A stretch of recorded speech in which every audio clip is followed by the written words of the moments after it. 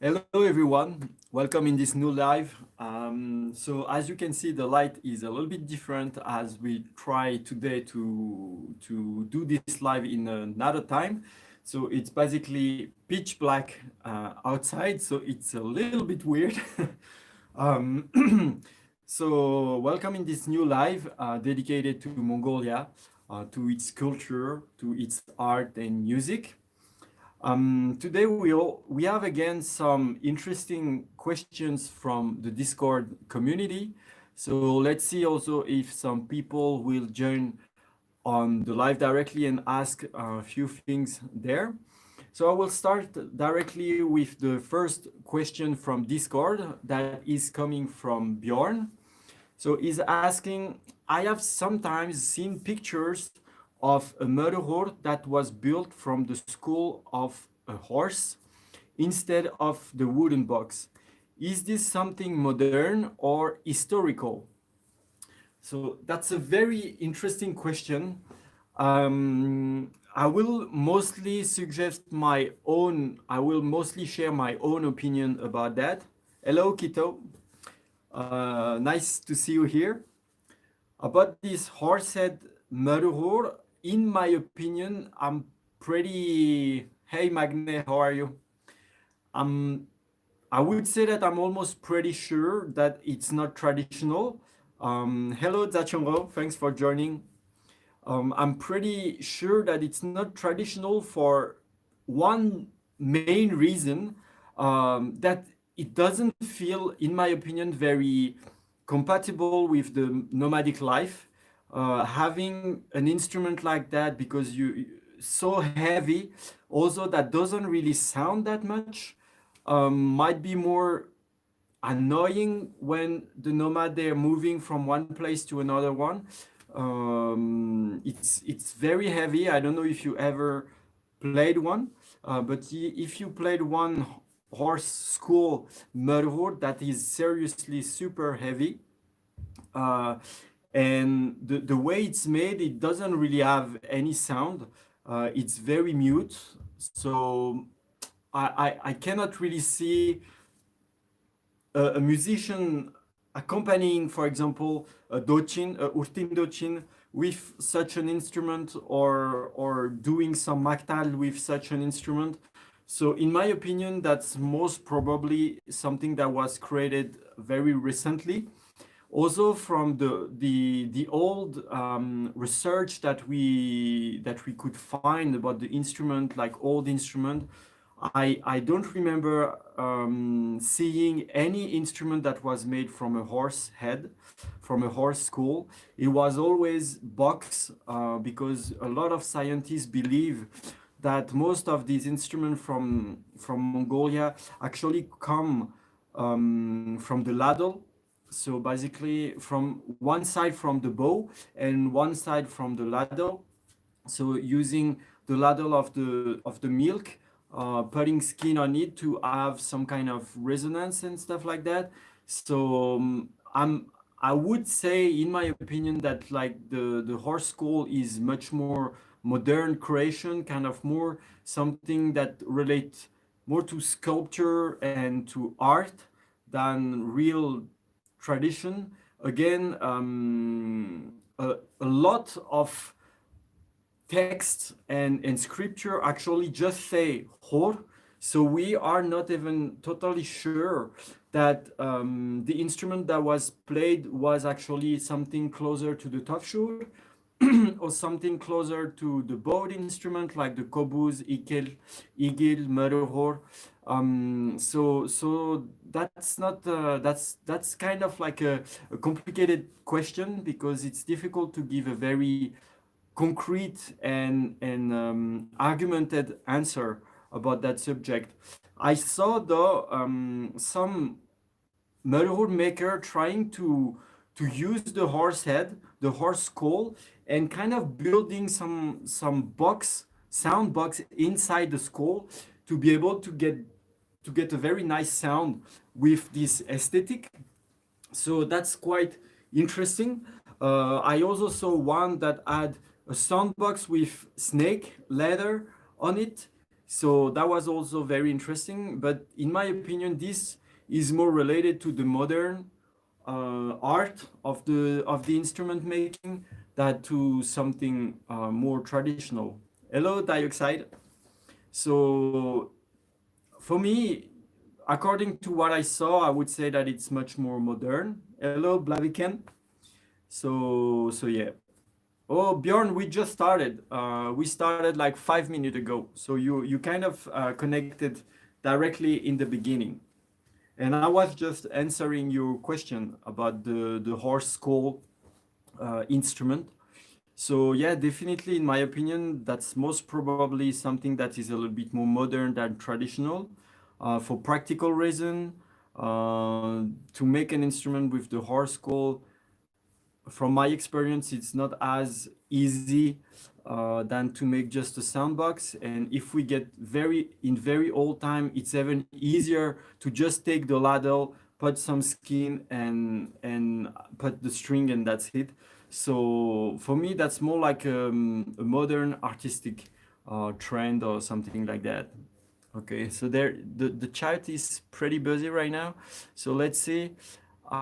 Pretty much he said that the horse skull is very heavy and therefore not efficient for nomadic life, and it doesn't make much sound. So yeah, indeed, this horse skull instrument is very mute.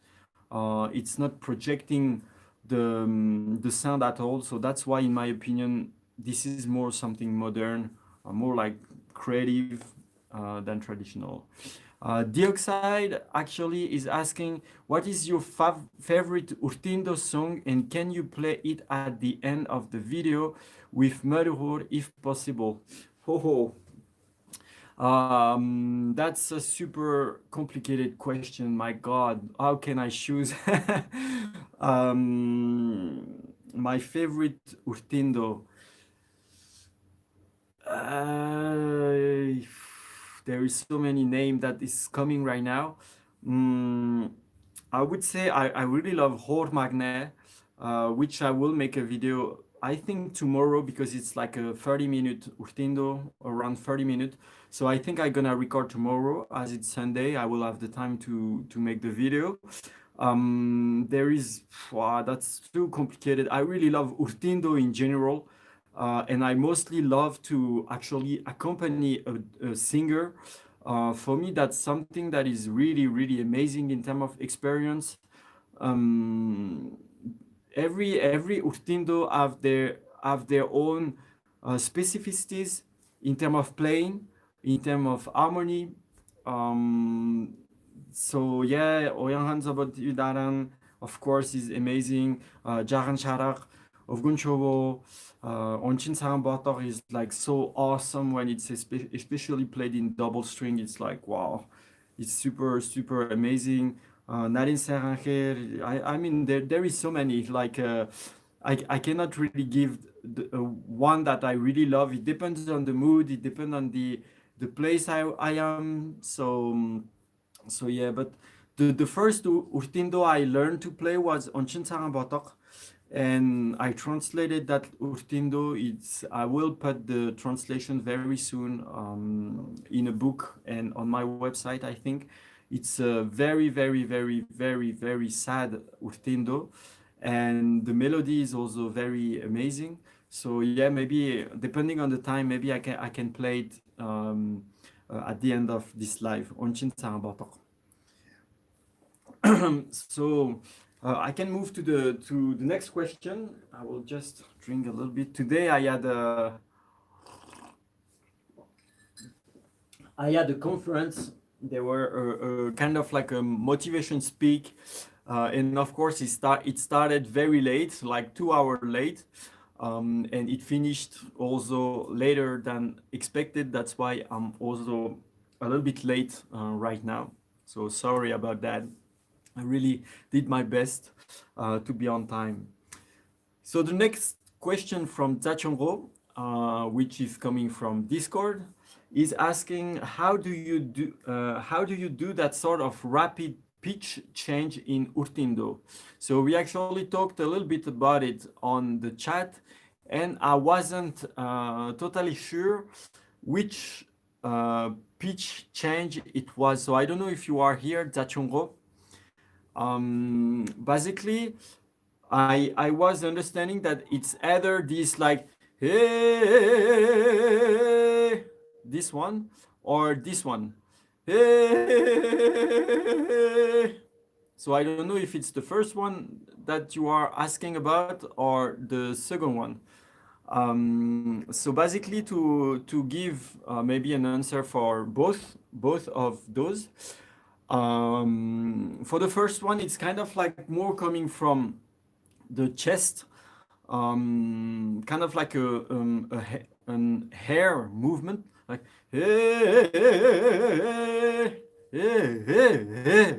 something like that. Maybe if I make a kind of a rough of what's going on.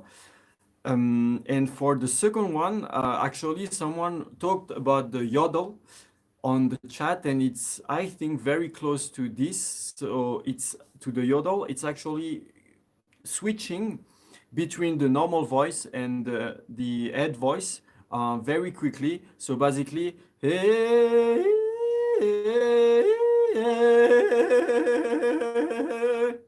so it's kind of like this technique. To learn that, I don't really know if there is specific exercise, because when I actually start learning Urtiin Duu, I kind of like intuitively found this kind of like effect. I'm not a professional, I'm not perfect, of course, but the idea, I kind of like found it intuitively. Maybe the same as some people among you that are learning the homie, they kind of find these weird voice effect and all that, sometimes by chance or sometimes just by trying. So that's kind of about it. I hope that it answers the question. So I see that the chat is very busy, so I'm gonna check a little bit what's going on there. So Björn, yeah, I was wondering because it seems a bit like something out of a fantasy to have an instrument from a skull. So yeah, they were talking about the skull instrument. Silver Birch is asking, what's the best way of getting replacement bow for a Morin Huur? How high maintenance are they? So basically, for the Morin Huur bow, you can order one from me if you want. If you have already a bow, you can maybe go to a violin or cello maker, show him, and I'm pretty sure that he will be able to make a new one for you. Usually, in terms of maintenance, the only thing is that if you have a bow with a screw, each time you're not playing, you should lose the hair to avoid having the wood bending weirdly over time. And maybe you can change the hair of the bow, I would say every 5 years or something like that. Usually it's like around 4 or 5 years, maybe it needs to be changed. But it depends again about the quality of the hair you had in the first place, how much you play. But yeah, usually the hair of the bow are changed every 5 to 10 years. So that's kind of it, and there isn't much things to do to have the maintenance of the bow, except for losing the hair when you're not playing. So yeah, that's it for this. Then Magne, I imagine there must be an awesome connection between Morin Huur and person who sing Urtiin Duu when they both perform. And yeah, definitely, this is like totally amazing. It's super weird, this like kind of connection. I'm pretty sure that it's something closer to what dancer can feel, like the man and the woman, or two men, two women dancing together. There is some kind of very close connection. I don't know, it's kind of like supporting each other. A very mystic conversation, especially while following a dochin, following a singer that will sing a full Urtiin Duu. Usually the first paragraph, the first verse is kind of like a starter, I would say. And after this first verse, the real energy, the real magic, I would say, is starting at that moment. So just playing one verse, it's sometimes a little bit frustrating because the magic is not really starting yet. It's just like starting to grow, you know. It's like kind of half cook, I would say. So yeah, following when I perform with my teacher, I hope that at some point I will be able to make videos with him of full Urtiin Duu. We're talking about it, but yeah, definitely playing for like a 15 minute, 20 minute, 30 minute, an hour. It's like super meditative. It's super comfortable. It's like yeah, it's really really something that is amazing. Like the feeling about it.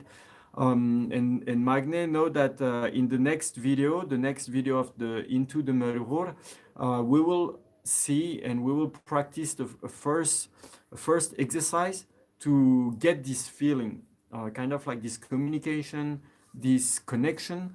So I'm very impatient to share it because I'm pretty sure it's gonna be also quite interesting. Um, so yeah, you will have again more information about how it works, the little detail that are not always very clear. So kind of like some secret and stuff like that. So yeah, I'm pretty sure it's gonna be interesting. Then BjörnBiff, yep. Is that is that the Urtiin Duu that goes together with Burhan Shahin Yavdal? Ah, yeah, for Onchin Salam Batok, yeah. That's the one that is in the middle of the piece. Hello, Dorch Suren, Enkpalt. Okay, so Zachungo for the Urtiin Duu effect, it was like for the second one. So yeah, that's definitely some kind of switch between the normal voice and the head voice. Um, okay, then silver birch again. And what about the instrument itself and acquiring fitting new strings? Okay. So for getting an instrument, again, you can also talk with me. We can get in touch and I can ship one to you depending on your budget. For the strings, there is a video on the channel of Morin Huur. They show how to change the strings. So if it's nylon strings, you can get a new one that were kind of braided, that are ready to put. If it's a horsehair, I would suggest to avoid it because it's best to put the horsehair strings directly in tension on the instrument and braid it on the instrument directly. If it's braided beforehand, the hair might not be that straight, and actually instead of having a string sound like the, you will have something like zzz. So the hair might not be perfectly combed, it might move and everything. So the nylon is kind of flexible, so it can work with pre-made ready strings, but with the horsehair, usually it doesn't really give good result. It's best to really put the hair on the instrument, comb it, put a lot of tension, and braid with the tension directly on the instrument. And then the sound will be much better. The string will have better quality and also will last for more time. So that's usually how my teacher is actually putting the strings. And I tried 2 times actually to put horsehair strings that were already braided, ready, and they didn't sound at all. It was like totally loose because each hair needs to be the same kind of need to have the same tension. If, for example, this hair is strong but this one is loose, then the string is not just gonna it's not gonna sound at all. So I would maybe advise you to keep a nylon string if you want to change the strings and if you want to buy ready strings. And if you can comb, put the strings and braid by yourself, then of course you can put the horsehair strings on your motor. So that's for the strings and getting a new instrument. And in terms of maintenance, we already talked a little bit about that in a previous live, but just to sum up, there isn't anything special for the maintenance of the Morin Huur except for the strings. Of course, like put some cloth to clean it, avoid having too much rosin on the box because after the time it can eat kind of like the lac, or it can kind of eat the wood or something like that. With in many years, of course, it's not gonna disappear after 1 or 2 months. And that's kind of it. It's kind of like a guitar, except for the strings. There is not much maintenance for the instrument. Of course, if it breaks due to some chalk or something, well, it's same as any instrument. So basically, once you get your instrument, it's ready to play. You're gonna be fine for at least 1 or 2 years, and after that time, you might need to change the strings, and that's kind of it. So, yep, I will get some tea again, so I can move on to the next question. I'm just checking the live if there is something new. Okay. So the next question is again from Bjorn and is asking if there is any official way to make the milk tea. That's a cool question. Actually, there is two ways to make the milk tea. There is the east way and the west way, I would say. Basically, in the east, hello Laura, how are you? In the east, actually, they don't put that much salt or butter in the tea. Hello, Matthias. Sembano. So basically, you just make the water boiled. Once it's kind of boiling, you put the tea. So in Mongolia, it's not tea leaf exactly. There is the branch, and it's kind of like a brick of tea with mostly leaf, but there is also some branch and all that. So they cut a part of that depending on how they want the tea strong or not. And once the water is kind of like mixed with the leaf and the tea, then they will put the milk. And in the West, they can add some butter and also some salt. So I learned kind of the West style. So each time I have milk tea that doesn't have salt, for me that's like that's super weird. I really love when it's salty, when there is sometimes a bit of meat fat meat, like the fat of the meat. So yeah, it's like it's really delicious. So basically, water boiling, putting the tea, waiting that it's kind of mixing together, then putting the milk, and then you can add, if you want, some butter, some the fat of the meat, and of course the salt, and then you're ready to go. So it's kind of like a meal that's super good, and sometimes there is some rice also in it to add a little bit of thickness to the milk tea. So yeah, I think that covers how to make the milk tea and the different type that we can find. Of course, I didn't. Maybe there is some other that I didn't see yet, that I didn't taste yet. But usually that's kind of like the one that I saw mostly. So yeah, and I really love this milk tea that's like super good. Hello, George. Hello, George.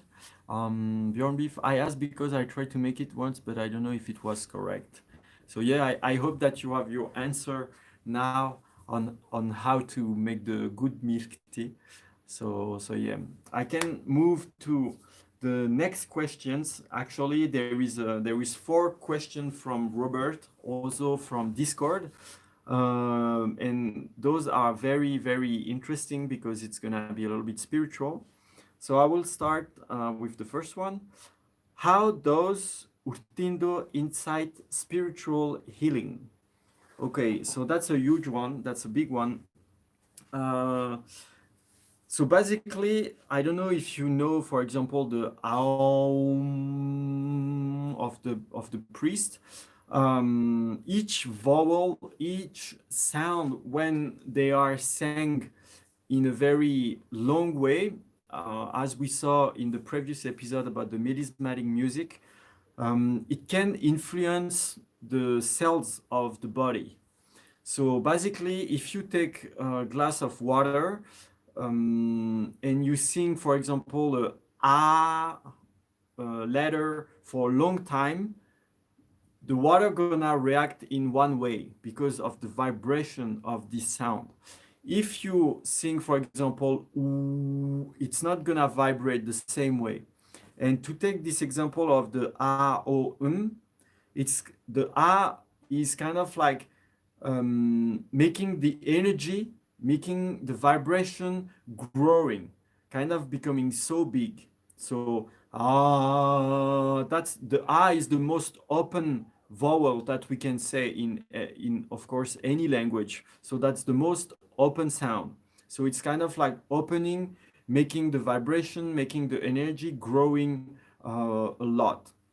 Then so the o or oo is kind of like the closest open sound. The next step is kind of like closing the mouth. So this kind of like that's why I'm doing this movement, because it's like opening the sound and gradually gathering the vibration, kind of. And then once we move to the M, it's kind of like, okay, I made the energy grow. I gathered kind of this ball of energy, and now I put it in. So this idea of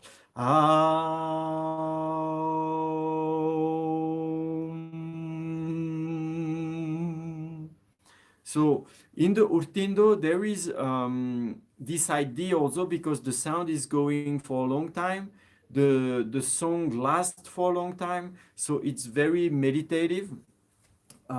It's that's kind of like how the Urtindo can kind of like inside healing, in my opinion, and how it's more or less physically work, because there is there is a yoga of the sound of the vowel, and I went to some class workshop of this to understand what is the effect of the a, of the e, o, u, in, z, in many other kind of sound, and each have a very specific influence on the body, on the cells, and all that. So the Urtindo definitely works with that. That's for sure. And now the second part of the questions, it's like, in what situation is it used to heal? So so actually, it can be used. It's traditionally used in every opening of big ceremony, or ever not too big ceremony. Basically, if there is no singer, there is no celebration. The celebration must start with a long song singer traditionally. So basically, in this condition, it's not exactly to heal, it's more like to make the energy of the moment, the energy of the place, more positive. And by more positive, I'm not saying that without the singer the energy is boring and negative. It's more like, if you are, let's imagine that the people are maybe tired, and the idea is like, by singing we give a boost to the people, to the place, and to the spirits of the area. So that's kind of the idea, and that's why the Urtindo is must start a ceremony. In some other occasion, it can be used to make the rain come, or to make the sun come. Um, it's also used to tame animal, or to, maybe you saw this movie about the camel, like the singing to the side of the the mother camel to make her accept the baby so they can be united. So to calm the animal, there is this singing that is used like who's,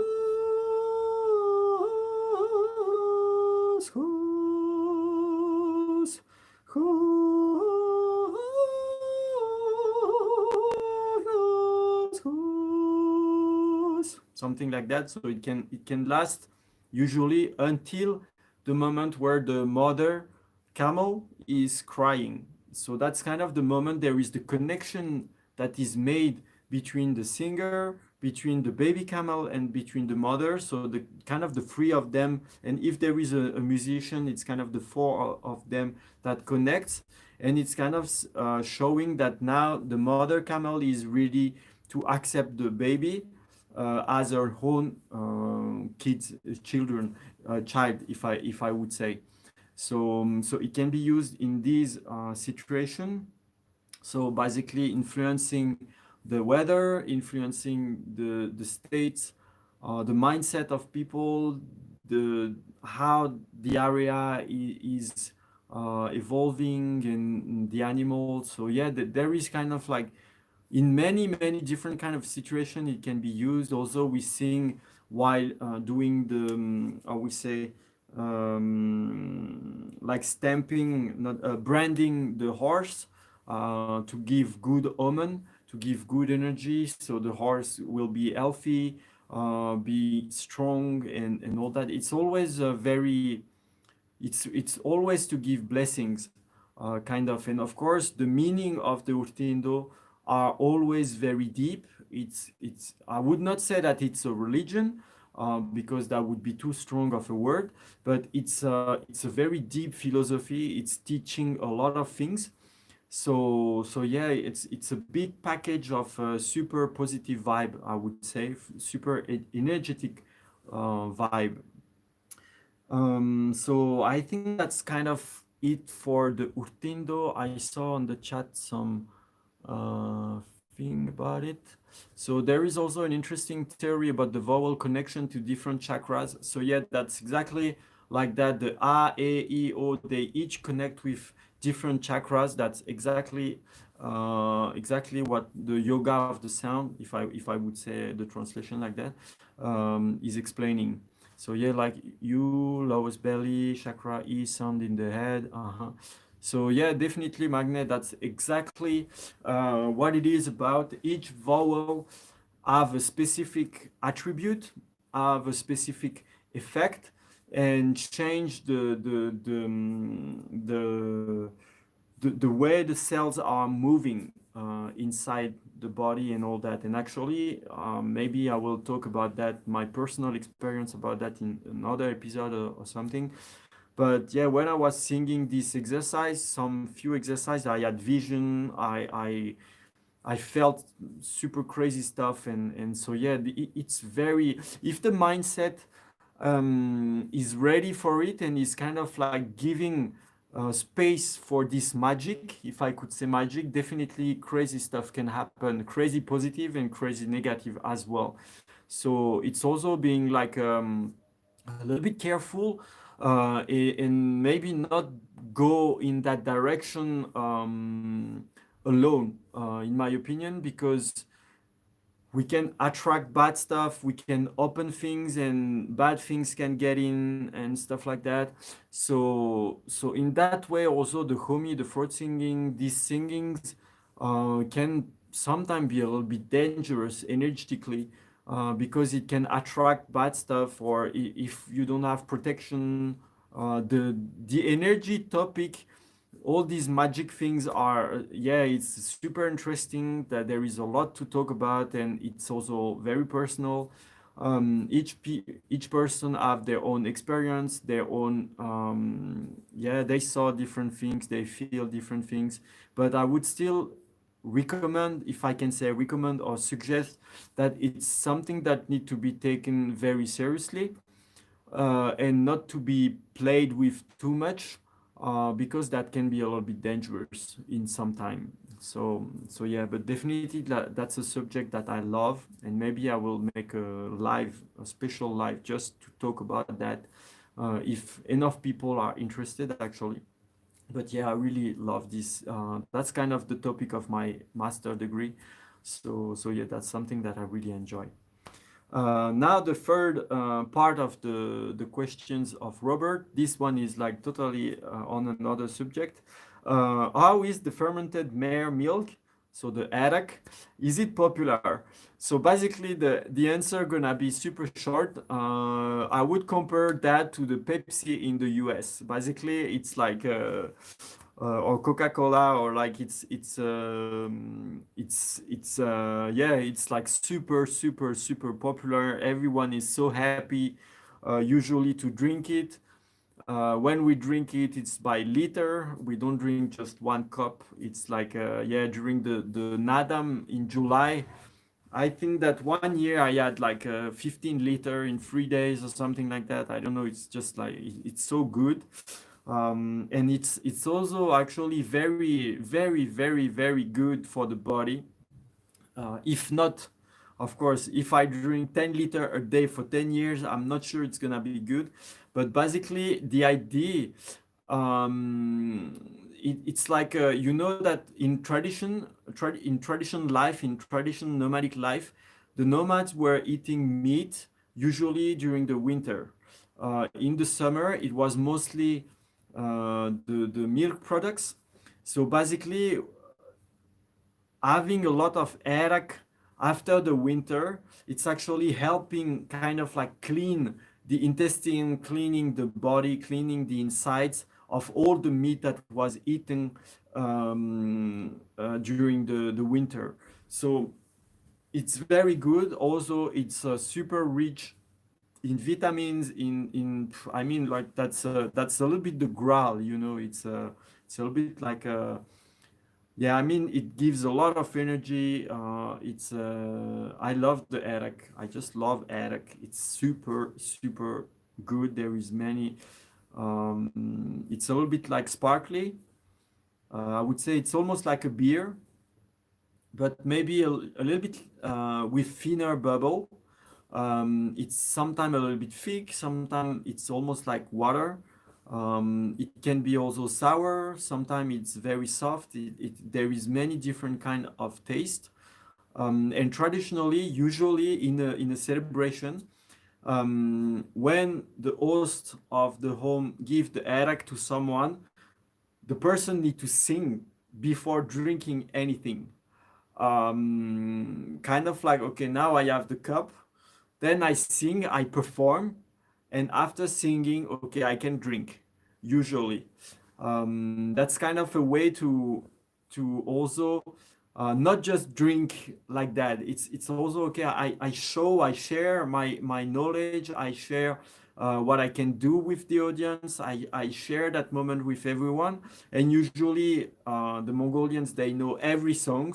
So even if I start one song alone, after like I don't know, maybe 2 seconds, everyone is singing all together. And once the song is over, okay, now I can drink peacefully. People talk a little bit. Once I'm done, I don't need to rush it. It's like just take the time I want.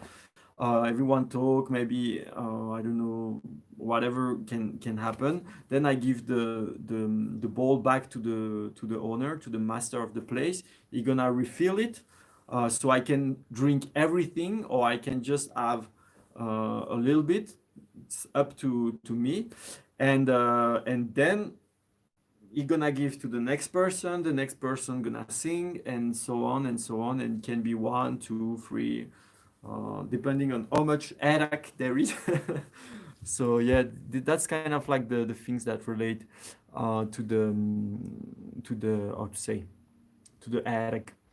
So yeah, Nadam means celebration festival. That's exactly right. That was the comment from Dyoxide.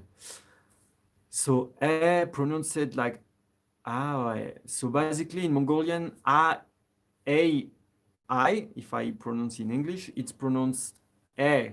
So for example, alte or erak. That's kind of like that. Hello, Bathu, Rondadle, Bathu. I still am Mongolian and learning murder horse. Sometimes I play along your lesson. Thanks a lot for uploading tutorials. So thanks. I'm very glad that the videos are helpful. Um, okay, so Bathu, I hope it's Bathu, is asking, what do you think about the taste of arroz? So arroz is these things. It's like curd in English. So this is the salty one kind of. And usually when it's small like that, it's more sweet with some sugar. So I'm not a big fan of the sweet one, to be honest. I can eat a little bit, but not too much. But the salty one, like this big one, when it's like fresh, especially when it comes from the west of Mongolia, it's very oily. Um, just thinking about it, I'm like salivating. Yeah. So yeah, it's super good. When it's made from camel milk, it's also super delicious because it's very oily. I mean, it's soft. It's kind of like hard butter or hard cream or like. I mean, that's so good. I really love the harur. I mean, I really love Arak. I love almost every milk product in Mongolia. I don't remember having some milk product here and saying like, oh, that's not good. No, I mean, I love everything. Each time I go in the countryside and they offer milk products, I eat so much because it's super fresh. It's super bio ecological kind of, and the taste is like so natural, and it's good for the body also because it's full of vitamins and minerals and everything. So yeah, that's definitely super good. I actually love and enjoy the milk products more than the meat, almost. But the meat here is also like super tasty. It's like amazing. But I'm not a big meat eater. I really eat once in a while, especially during occasion. But personally, I'm more like of a milk product person, especially arroz. The yogurt here is also like amazing, the cream and all that. So yeah, it's super good. So I can move to the last question of Robert. Uh, is Mongolia is Mongolia environmentally protected and managed?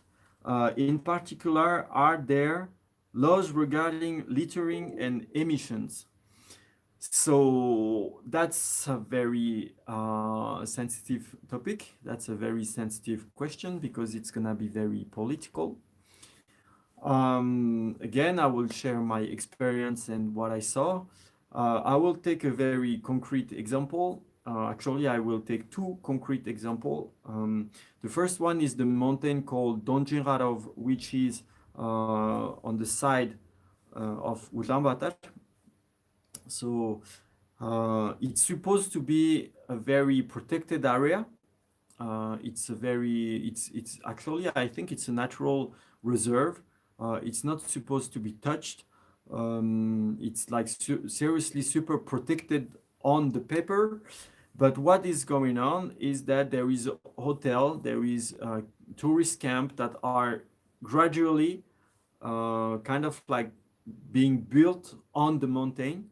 So there is normally kind of like a line which is delimiting the area that is protected, but gradually there is building that are built there. So the mountain is less and the building are more, even though it's protected. So there is protected area, but it seems that for very rich person, it's very easy to go around kind of like the law about the protection or stuff like that. I'm not in the little paper of the government and stuff like that, so I don't know. I just see the huge difference. Now I've been in Mongolia for 6 years. I go on this mountain regularly, and I really see the difference between when I came, there were only like one or two camp. There were almost no building on that area, and now it's like the building area kind of like were pushed maybe like 100 or 200 meter or maybe more. I don't know. I cannot. I never really made any measurement, but yeah, there is more and more and more and more and more building moving inside kind of like the mountain. So that's a very big concern, especially for someone who love like all these guardian spirits, who love all the nature, the beauty of the Mongolian nature. So that would be a first example to kind of give a part of answer. The second example I would like to use to give you some insight about that subject, is another area that is supposed to be totally protected, that is supposed to be untouched. It's the area of Terelch. So it's around like maybe 1 hour. Well, now it's like, yeah, 1-2 hour from Ulaanbaatar, because now the road have been kind of like fixed, so we can go there more easily and more quickly. So basically, this area, when I came in Mongolia, that was like pretty clean. There were not that many camps. There were some camps, but still there were nature. Now, basically, when we enter in Terelch, there is a river, and I don't want to say any bad things, but that's kind of the reality. It kind of became a drunk yard. People go there. Sometimes they camp, they drink crazy, and unfortunately, you are asking about the littering. Then it's full of glass of vodka, glass of alcohol, beer, plastic bottle, and other things that you can imagine. Kind of like in the when you enter the park, kind of the Terelch Park, the protected area, directly on the right there is this river, and it's kind of like a little bit dirty. I'm saying little bit, but that's a trash. And there is this kind of like the stone of the turtle, and before it was kind of alone. There were just this big stone, big rock, the rock of the turtle, sorry. There were just this big rock in the valley, and then when you continue, there is this temple and all that. And now just on the side there is, I don't know if it's finished. Actually, I think it's finished. There is a big hotel, like a big building, just, I don't know, maybe like 100 meter or 200 meter from the rock. On the other side, there is a tourist camp. There it's full of gear. So basically, this area, there is no trees anymore. Kind of, if I make a caricature, there is more tourist camp and more hotel and more house than there is nature. So it's kind of saturated with the tourism industry or something. So that's a little bit sad. And kind of like close to the road, the nature is very dirty. There is a lot of trash. There is a lot of bottles.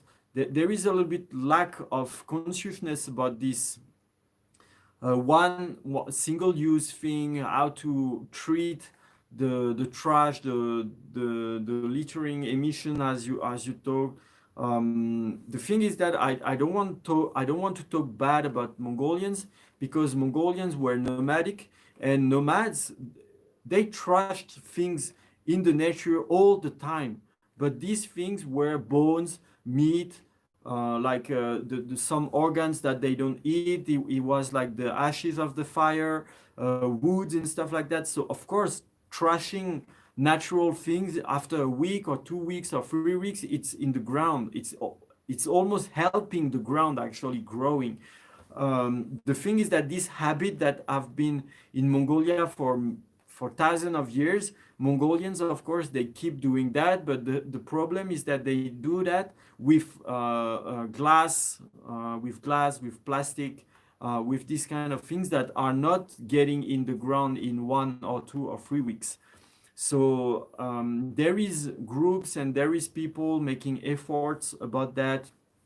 kind of trying to bring awareness in people's mind about that, especially the zero waste Mongolia that gives not single use, I would say bowls and bags and stuff like that. They give like bags in clothes, so when we go to the shop we can use over and over and over this kind of this bag, or instead of getting the coffee in a paper or plastic glass, or to say a cup, we can have our own cup in glass that we will use over and over and over again, so we're not making any trash, any waste, especially while going in the countryside, while going in the nature, going there and then trashing everything in the nature when it's in the middle of nowhere. There is no one that will come and take that to a specific area for the trash.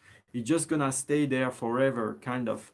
So when we are in the city, well, even though I'm not supporting the trash and the waste and all that, I would say that it has less damage in a way, because in the city it's gonna be taken at some point to the waste factory, I would say.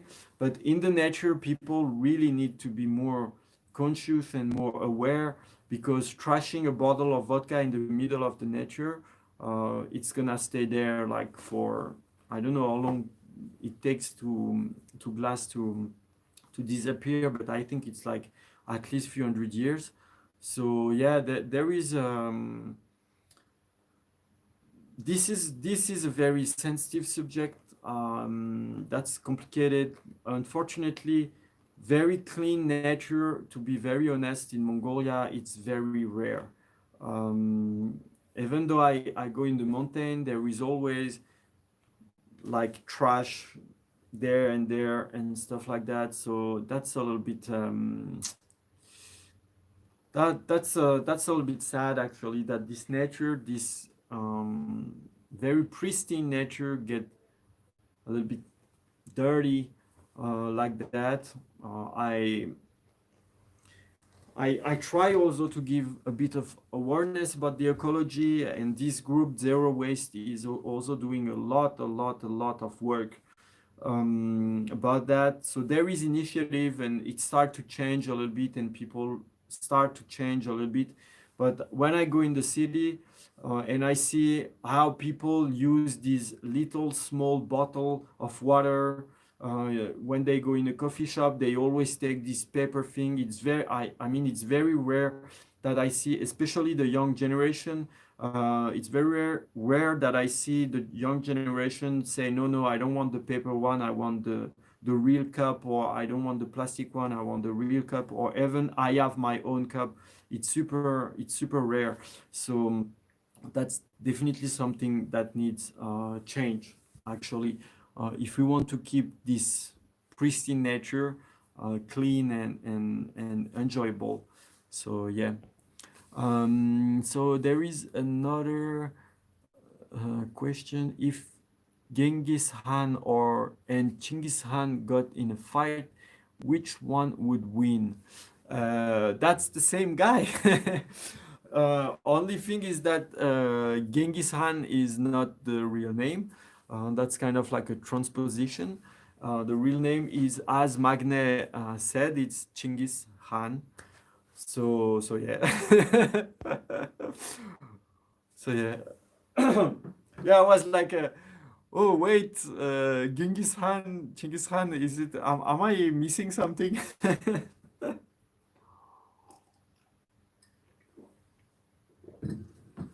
So yeah, that's kind of like for the last question that I wrote. I think that Zachungo, you had a few little questions on the Discord.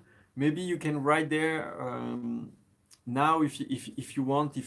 Oh, but actually it's already been 1 hour. Yeah. So maybe we can finish on that. So as usual, well, feel free to share, to like if you enjoyed this live. Join the Discord if you're not there yet, come on the community. It's really starting to be super interesting. We almost reaching 200 person. So I remember in May when I opened the Discord, I was like kind of alone with the bot, and now we are almost 200 persons on the Discord, sharing and loving the culture, loving the traditions, and learning about it. So that's very encouraging. So please join the Discord, join us there, share what you know, ask your question. A lot of person are very knowledgeable on the community. So it's always very, very, very interesting. So it's very motivating. Also, well, the next episode of the Into the Murder will come hopefully soon. I think that the script is almost finished, so I think that I will shoot the episode this week, or next weekend if my week at the school is too busy.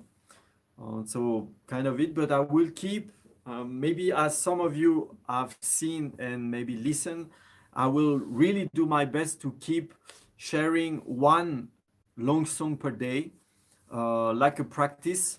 So it's not perfect. I'm not perfect, of course.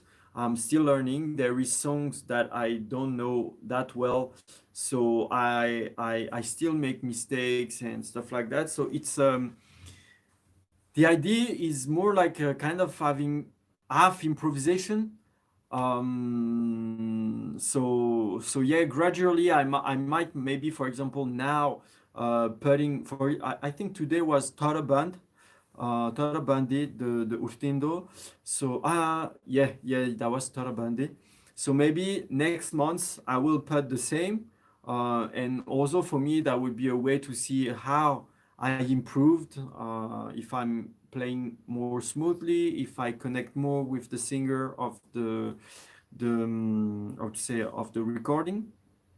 And also it's also a way for me to share, more or less directly, more or less indirectly, some audio recording that I have of Urtiin Duu, but that are not on internet. So as it's more me practicing, it's yeah, it's that's kind of also a way for me to share some old recordings, some archives. So I will definitely try my best to release one video per day. That's kind of like a challenge, maybe for a year. So that would be like almost 400 videos. So I have something close to 200, 2 or 300 Urtiin Duu in my library.